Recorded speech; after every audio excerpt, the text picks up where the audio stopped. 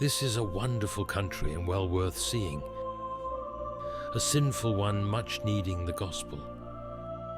I shall stay about Auckland for some while yet. I have had much blessing here. These are the words of Thomas Spurgeon, the son of the great British preacher, Charles Spurgeon. He had come to New Zealand only a few months before, and just a few short months later he would be formally appointed the pastor of the Auckland Baptist Church. His success was immediate. Last Sunday week, we had an overflowing congregation at the choral hall. Every chair about the building was placed down the aisles and occupied. Doubtless the Lord placed me here, and I must tarry till he moves me.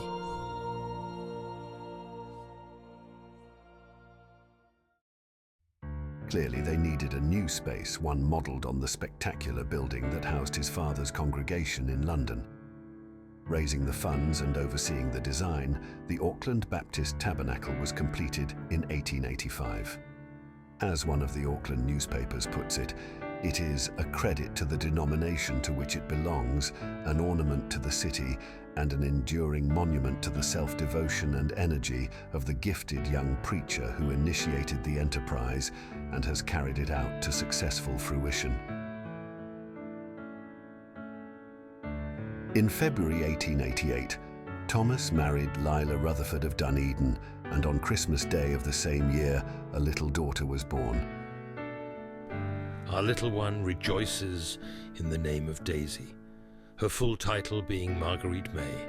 She is, I rejoice to add, very well, and of course superlatively lovely in her parents' eyes.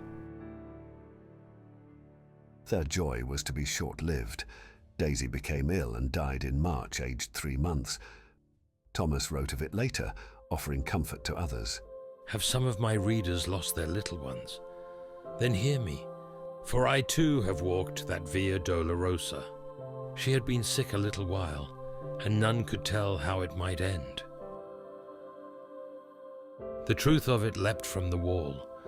A certain well-loved text hung in my study. Suffer the little children to come unto me. Soon after that, my firstborn was with the angels.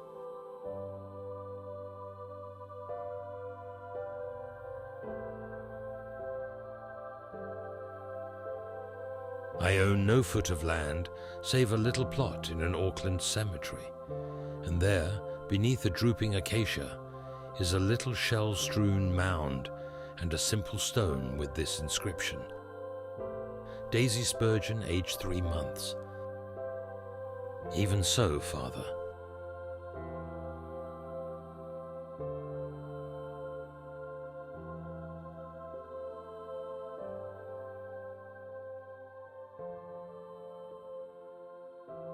The Reverend Bruce Patrick served as pastor of Spurgeon's Baptist Tabernacle from 1993 to 2009. Owing largely to his initiative and concern, Purewa Cemetery is now restoring Daisy's grave so that Thomas's little plot of land will again be a fitting memorial for little Daisy and a reminder of her parents' legacy here. I have been in ministry, in Baptist ministry, for my life's work. I was called to the Tabernacle in 1990, started in 1993, and we had 16 years in the ministry here. When Thomas Spurgeon was called in 1881, the church quickly expanded, and they met in a building which is now a university building in Simon Street, the Choral Hall it's called. And they bought a property right here on the corner of Queen Street and Happy Road, about an acre of land. And they designed this building to fit on that site. Initially it was going to face Happy Road, but at the last minute they turned it sideways and it faced into Queen Street. So they built this building, and it's a legend really now that he said, "I won't preach in this new building until it's debt-free." And someone paid the last, whatever it was, hundreds of pounds at the last moment, and so he preached on the day of the opening. And the building quickly filled up morning and evening. and he had a very successful ministry. So I discovered that Tom and Lila Spurgeon, who'd married in 1888, had their first child, a daughter, actually about 9 months later, and she lived for 3 months and died. In 1889, Purewa Cemetery was opened, and she was number 22. So she was there in the very earliest days of the cemetery. And Tom and Lila were grief-stricken, particularly Lila. She was very depressed and upset over the death of this baby, Daisy. So I've tried to imagine the scene at Purewa when Daisy was buried there on that grave. So I went and looked for that grave while I was in ministry here and found it, and found that it was dilapidated and needing to be restored. So what is it now? It's about 20 years ago or longer. I've been keen to see it done. It's interesting. I was reading something this morning that I had written back after my wife died in 2014, and I was in Purewa for the burial of her ashes, and probably in an emotional state anyway, but I remember going to Daisy's grave and shedding some tears over that. And I think in a way entering into their sorrow, the sorrow of Tom and Lila.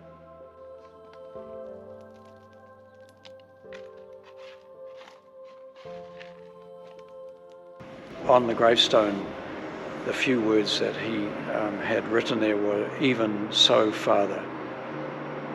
And that verse goes on to say, "For such was your gracious will." I own no foot of land, save a little shell-strewn mound and a simple stone. Did we do wrong to grieve? Is weeping sin? Nay, nay, for Jesus wept. But we did not sorrow as those without hope. We did not refuse to be comforted.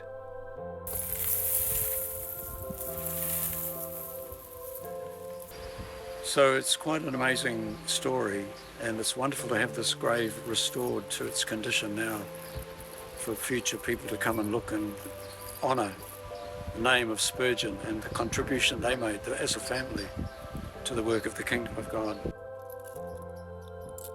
My sorrowing friend, write "Even so, Father" on your gravestones. Your little ones are gone before. Do not push away the pierced hand that holds the kerchief of consolation to your streaming eyes.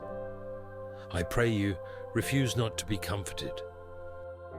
And if your tear-dimmed eyes prevent you coming to the Comforter, he will come to you if you will call to him.